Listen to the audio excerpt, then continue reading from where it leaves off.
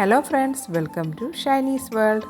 അപ്പോൾ ഷൈനീസ് വേൾഡിൽ ഇന്ന് വന്നിട്ടുള്ളത് നല്ല ടേസ്റ്റി ആയിട്ടുള്ള കുട്ടികൾക്കൊക്കെ വളരെ ഇഷ്ടപ്പെടുന്ന ഒരു കുറുമക്കറിയുടെ റെസിപ്പിയുമായിട്ടാണ്. വൈറ്റ് കുറുമയാണ് ഞാനിവിടെ ഉണ്ടാക്കാൻ പോകുന്നത്. അപ്പോൾ നല്ല ടേസ്റ്റി ആയിട്ടൊരു റെസ്റ്റോറൻറ്റ് സ്റ്റൈലിലുള്ള ഒരു കുറുമയാണ് ഞാനിവിടെ ഉണ്ടാക്കാൻ പോകുന്നത്. അപ്പോൾ ബ്രേക്ക്ഫാസ്റ്റിനൊപ്പം നമുക്ക് അപ്പത്തിൻ്റെ കൂടെയും ഇടിയപ്പത്തിൻ്റെ കൂടെയൊക്കെ കഴിക്കാൻ പറ്റിയിട്ടുള്ള നല്ല സൂപ്പറായിട്ടുള്ളൊരു കറിയാണ്. അപ്പോൾ അത് ഉണ്ടാക്കാനായിട്ട് ഞാനിവിടെ ഒരു കുക്കറിലോട്ട് ഒരു ബൗൾ പൊട്ടറ്റോ ചേർത്ത് കൊടുത്തിട്ടുണ്ട്. ഇനി ഒരു ബൗൾ ക്യാരറ്റ് ഇടുക. പിന്നെ ഒരു ബൗളിൽ ഓണിയൻ എടുത്തിട്ടുണ്ട്. പിന്നെ ഒരു ബൗള് നല്ല കുതിർത്ത് വെച്ചിട്ടുള്ള തലേ ദിവസം തന്നെ വെള്ളത്തിലിട്ട് കുതിർത്ത് വെച്ചിട്ടുള്ള ഗ്രീൻ പീസാണിത്.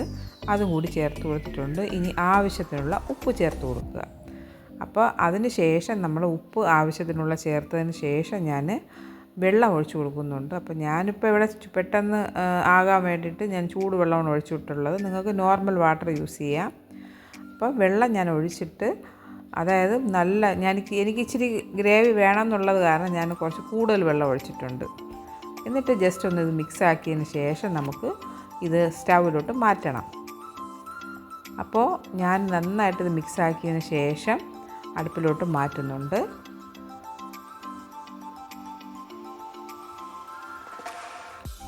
അപ്പോൾ ഇത് സ്റ്റൗവിലോട്ട് മാറ്റിയതിന് ശേഷം നമുക്കിതിൻ്റെ അരപ്പ് തയ്യാറാക്കിയെടുക്കണം. അപ്പോൾ ഞാനിതാ സ്റ്റൗവിലോട്ട് മാറ്റിയിട്ടുണ്ട്.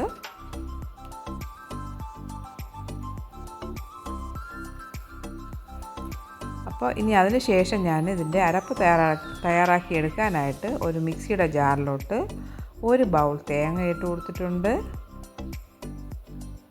ഇനി ഞാൻ എടുത്തിട്ടുള്ളത് ഒരു കഷ്ണം പട്ട, ഗ്രാമ്പ്, ഏലക്ക, ഇത് മൂന്നുമാണ് ഞാൻ എടുത്തിട്ടുള്ളത്. അപ്പോൾ അതുകൂടി ഇട്ട് കൊടുത്തിട്ടുണ്ട്. പിന്നെയാണ് നമ്മുടെ മെയിനായിട്ടുള്ള ഐറ്റം എന്ന് പറയുന്നത് കാഷ്യൂനട്ടാണ്. അപ്പോൾ ഞാൻ ഒരു 8-10 വലിയ ഫുള്ളായിട്ടുള്ള കാഷ്യൂനട്ടാണെങ്കിൽ ഒരു 10 വരെ ചേർക്കാം. അപ്പോൾ കുറച്ച് കാഷ്യൂനട്ട് ഇട്ട് കൊടുത്തിട്ടുണ്ട്. പിന്നെ നല്ല എരിവിനായിട്ട് നല്ല വലിയ 2 പച്ചമുളകും ഞാനിവിടെ എടുത്തിട്ടുണ്ട്. ചെറിയ പച്ചമുളകാണെങ്കിൽ ഒരു 5 വരെ ഇടാം. അപ്പം നിങ്ങൾക്ക് എത്രത്തോളം എരിവ് വേണോ അതനുസരിച്ച് പച്ചമുളക് ചേർത്ത് കൊടുക്കുക. ഇവിടെ ഇപ്പം എരിവ് കൂടുതൽ വേണം എന്നുള്ളത് കാരണം നല്ലൊരു എരിവുള്ള പച്ചമുളക് 2 വലുത് തന്നെ ഞാനിവിടെ ചേർത്ത് കൊടുത്തിട്ടുണ്ട്. അപ്പോൾ ഇത് എന്നിട്ട് ഒരു ഫൈൻ പേസ്റ്റായിട്ടൊന്ന് അരച്ചെടുക്കുക. അപ്പോൾ ഇതൊരു ക്രീമി ടെക്സ്ചറിൽ നമ്മൾ കാഷ്യൂനട്ടൊക്കെ ചേർത്തത് കാരണം നല്ലൊരു ക്രീമി ടെക്സ്ചറിൽ തന്നെ നമുക്കത് കിട്ടിയിട്ടുണ്ട്. അപ്പോൾ ഇത് ഞാൻ മാറ്റി വെച്ചതിന് ശേഷം ഞാനിതിലോട്ട് ചെയ്യുന്നത് ഒരു പാൻ വെച്ചിട്ട് ഇനി അടുത്ത് കടുക് വറുക്കാനായിട്ട് പോവുകയാണ്. അപ്പം പാനിൽ വെളിച്ചെണ്ണ ഒഴിച്ച് കൊടുത്തിട്ടുണ്ട്. അപ്പോൾ അത് ഒന്ന് ചൂടായതിന് ശേഷം ഞാൻ വറ്റൽമുളക് ഇട്ട് കൊടുക്കുന്നുണ്ട്.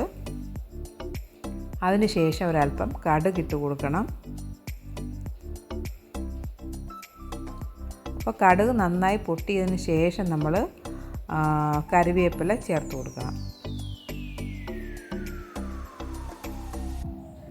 കറിവേപ്പിലയും പൊട്ടി കഴിയുമ്പോഴേക്കും നമ്മുടെ വേവിച്ച് വെച്ചിട്ടുള്ള വെജിറ്റബിൾസ് ഇതിലോട്ട് ചേർത്ത് കൊടുക്കുക. വെജിറ്റബിൾസ് ഒരു 7 വിസിൽ അടുപ്പിച്ചതിന് ശേഷം നമ്മൾ സ്റ്റൗ ഓഫ് ചെയ്ത് മാറ്റി വെച്ചിട്ടുണ്ടായിരുന്നു. അപ്പോൾ നന്നായിട്ട് വെന്തിട്ടുള്ള വെജിറ്റബിൾസ് ഇതിലോട്ട് ഒഴിച്ചു കൊടുക്കുന്നുണ്ട്. പിന്നെ ഞാൻ മഞ്ഞൾപ്പൊടി ഒട്ടും ചേർത്തിട്ടില്ല. ഇത് ക്യാരറ്റിൻ്റെ ആ ഒരു കളറാണ് ഇതിലോട്ട് കിട്ടിയിട്ടുള്ളത്. അപ്പോൾ നന്നായിട്ട് വെന്തിട്ടുള്ള വെജിറ്റബിൾസ് ഞാനിതിലോട്ട് ഒഴിച്ചു കൊടുത്തിട്ടുണ്ട്. പിന്നെ നിങ്ങൾക്ക് വെജിറ്റബിൾസിൽ കോളിഫ്ലവർ ചേർക്കാം, അങ്ങനെയൊക്കെ ബീൻസ്, കോളിഫ്ലവറൊക്കെ ചേർത്ത് കൊടുക്കാം. അപ്പോൾ നമ്മുടെ കയ്യിൽ എന്ത് വെജിറ്റബിൾസാണോ ഉള്ളത് അത് വെച്ചിട്ട് നമുക്ക് ചെയ്യാൻ പറ്റും. വെറും പൊട്ടറ്റോ സവാള വെച്ചിട്ട് വേണമെങ്കിൽ ഇത് ചെയ്തെടുക്കാൻ പറ്റും. അപ്പോൾ ഇത് വന്നിട്ട് നമുക്ക് നന്നായിട്ട് വെന്തിട്ടുള്ള ഇതിലോട്ട് നമ്മൾ അരച്ച് വെച്ചിട്ടുള്ള ഇതുണ്ടല്ലോ കോക്കനട്ട് പേസ്റ്റ്, അത് ഇതിലോട്ട് ഒഴിച്ചു കൊടുക്കുക. എന്നിട്ട് മിക്സിയുടെ ജാറിൽ ഇച്ചിരി വെള്ളം ഒഴിച്ച് അതും കൂടി ഒന്ന് ഒഴിച്ചു കൊടുത്തിട്ടുണ്ട്. അപ്പം ടോട്ടലി നല്ല ഒരു ഗ്രേവി ആയിട്ട് ഇപ്പോൾ വന്നിട്ടുണ്ട്. നല്ലൊരു ലൂസ് കൺസിസ്റ്റൻസിയിലാണ് എൻ്റെ കുറുമക്കറി വന്നിട്ടുള്ളത്. അപ്പോൾ ഇത്രയും വെള്ളം എന്ന് വെച്ചാൽ തണുത്തതിന് ശേഷം കറക്റ്റ് പാകമായിരിക്കും. അപ്പോൾ എനിക്കിച്ചിരി ഗ്രേവി വേണം, അത് കാരണം ഞാൻ ഇത്രയും വെള്ളം വെച്ചതാണ്. പക്ഷേ ഇത്രയും വെള്ളം ഉണ്ടെങ്കിൽ അത് തണുത്ത് വരുമ്പോൾ നമ്മളിപ്പോൾ രാവിലെ ഒരു 8 മണിക്കാണ് ഉണ്ടാക്കുന്നതെങ്കിൽ ഒരു 9:30-ക്കൊക്കെ നമ്മൾ ബ്രേക്ക്ഫാസ്റ്റ് കഴിക്കുന്ന സമയത്ത് അത് കറക്റ്റ് പാകമായിരിക്കും. കാര്യം ഗ്രീൻ പീസൊക്കെ ഉള്ളത് കാരണം കാഷ്യൂനട്ട് ഉള്ളത് കൊണ്ട് തിക്കായിക്കൊള്ളും. അപ്പോൾ നമ്മുടെ ടേസ്റ്റി ആയിട്ടുള്ള കുറുമക്കറി ഇവിടെ റെഡി ആയിട്ടുണ്ട്. അപ്പോൾ ഇതിൻ്റെ കോമ്പിനേഷൻ എന്ന് പറയുന്നത് അപ്പം, ഇടിയപ്പം, ചപ്പാത്തിയൊക്കെയാണ്. നമ്മൾ ഈ അരപ്പ് ഒഴിച്ചതിന് ശേഷം നമ്മൾ നന്നായിട്ടൊന്ന് തിളയ്ക്കാനായിട്ട് വിടുക. ഫൈനലി കുറച്ച് മല്ലിയില കൂടി ചേർത്ത് കൊടുക്കണം. അപ്പം മല്ലിയില എനിക്കിപ്പോൾ ഇവിടെ കുറച്ചേ ഉള്ളൂ, അപ്പോൾ ഞാൻ അത് ചേർത്ത് കൊടുക്കുന്നുണ്ട്. അപ്പോൾ നിങ്ങൾക്ക് ഒരല്പം കൂടുതൽ ഒരു പിടി, അതായത് ഒരു പിടി അളവിൽ മല്ലിയില അരിഞ്ഞത് ഒരു പിടി അളവിൽ എടുത്ത് അരിഞ്ഞതിന് ശേഷം ഒരു പിടി അത് ഇതിലോട്ട് ചേർത്ത് കൊടുക്കുക. മല്ലിയില ചേർക്കുമ്പോൾ നല്ല ടേസ്റ്റ് ആയിരിക്കും കറി. എനിക്ക് വളരെ കുറച്ചേ ഉണ്ടായിരുന്നുള്ളൂ, അപ്പോൾ അത് കൂടി ഇട്ട് കൊടുത്തിട്ടുണ്ട്. അപ്പോൾ ഫൈനലി നമ്മൾ നല്ല മല്ലിയിലയും കൂടെ ഇട്ടതിന് ശേഷം നമ്മൾ ഫ്ലെയിം ഓഫ് ചെയ്ത് തണുക്കാനായിട്ട് മാറ്റുക. ഈ സമയം നമുക്ക് നല്ല ചൂടപ്പമൊക്കെ ഉണ്ടാക്കിയെടുക്കാൻ പറ്റും. അപ്പം, ഇടിയപ്പം, ചപ്പാത്തി, ഇതിനൊക്കെ പൊറോട്ട ഒക്കെ കഴിക്കാൻ പറ്റിയിട്ടുള്ള ബെസ്റ്റായിട്ടുള്ള കോമ്പിനേഷനാണിതൊക്കെ. അപ്പോൾ ഞാനിവിടെ അപ്പമാണ് ഉണ്ടാക്കുന്നത്. അപ്പോൾ ഇവിടുത്തെ കുട്ടികൾക്ക് ഇടിയപ്പത്തിനേക്കാളും ഫേവറേറ്റ് അപ്പവും കുറുമയാണ്. അപ്പം ഞാൻ നല്ല ചൂടപ്പവും അപ്പം ഇവിടെ ഉണ്ടാക്കിയെടുക്കുന്നുണ്ട്. അപ്പോൾ എല്ലാവരും ട്രൈ ചെയ്ത് നോക്കുക. കുട്ടികൾക്കൊക്കെ വളരെ ഇഷ്ടപ്പെടും. എരിവ് വേണ്ടാത്തവർക്ക് പച്ചമുളക് കുറച്ചാൽ മതിയാവും. റെഡ് ചില്ലി ഒന്നും ചേർക്കാൻ പാടില്ല, അപ്പോൾ കളറേ മാറിപ്പോവും. പിന്നെ ചില ആൾക്കാർ ഇതിൽ ഫ്രഷ് ക്രീമൊക്കെ ചേർക്കാറുണ്ട്. വേണമെങ്കിൽ മിക്കവാറും വീടുകളിലൊന്നും കാണാത്ത സാധനമാണത്.